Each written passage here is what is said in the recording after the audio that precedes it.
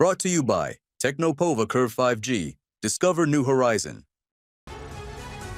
और राजा Raghuvanshi murder case में हवाला कनेक्शन सामने आया है। हत्या के आरोपियों को हवाला के जरिए पैसे दिए गए थे। क्या है हवाला साजिश, देखते हैं इस रिपोर्ट में।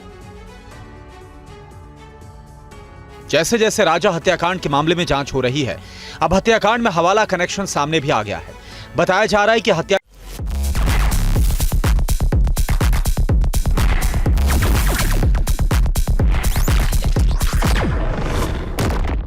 की साजिश के लिए हवाला के जरिए पैसे आए थे।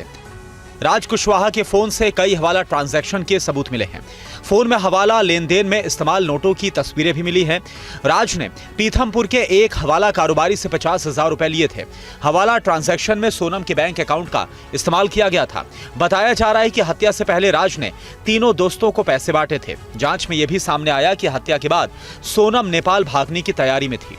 इस मामले में हवाला का भी एंगल सामने आ रहा है। क्या कुछ जानकारी आप लोगों को मिली? आज सुबह मैंने पेपर पढ़ा, उठा, जब मैं देखा मैं हवाला की बात कहाँ से आ गई कि हवाला भी है।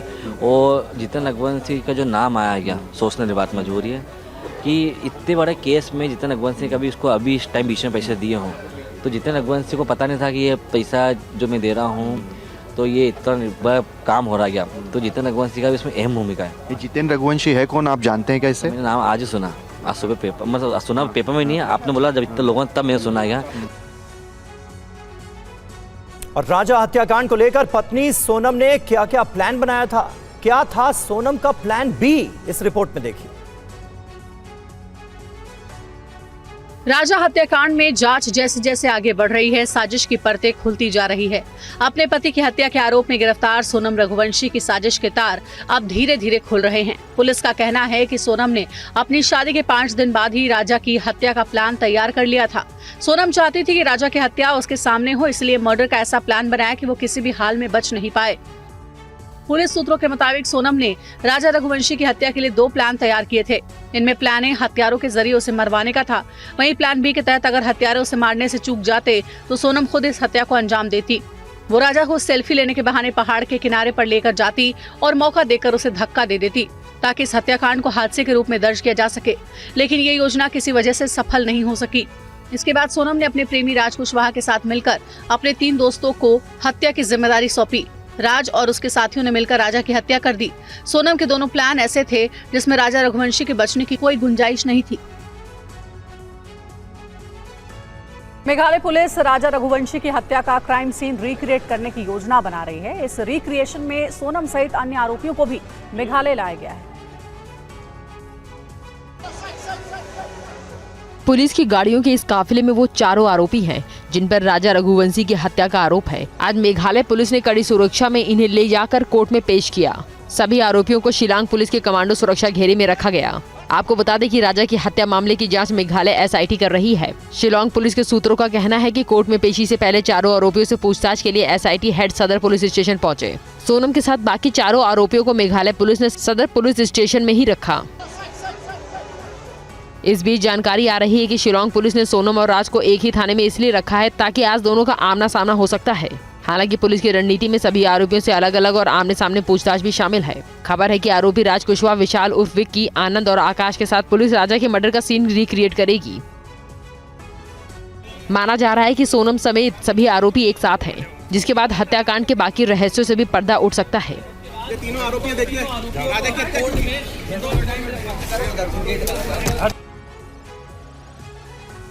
और आज राजा मर्डर केस में गिरफ्तार किए गए 4 आरोपियों को लेकर मेघालय पुलिस शिलांग पहुंची। शिलांग से TV9 संवाददाता पुनीत शर्मा की ये रिपोर्ट देखिए।